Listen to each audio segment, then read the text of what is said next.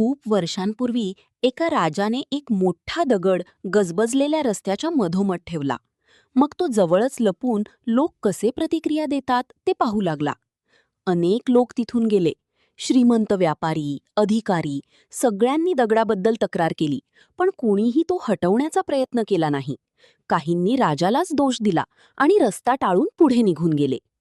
एके दिवशी एक गरीब शेतकरी भाजीपाला घेऊन त्या रस्त्याने जात होता. त्याने दगड पाहिला आणि थांबला. त्याने आपली टोपली खाली ठेवली आणि दगड हलवण्याचा प्रयत्न करू लागला. खूप मेहनत घेतल्यानंतर शेवटी त्याने दगड बाजूला केला. दगडाखाली त्याला एक छोटी पिशवी सापडली. त्यात सोन्याच्या नाण्या आणि राजाची चिठ्ठी होती. त्या चिठ्ठीत लिहिले होते, हा खजिना त्या व्यक्तीसाठी आहे ज्याने हा अडथळा दूर केला. शेतकरी आनंदाने हसला. त्याला समजले की अडथळ्यांमध्येही संधी लपलेली असते. नीती: अडथळे हेच संधी असतात, जर आपण त्यांचा धैर्याने आणि चिकाटीने सामना केला तर.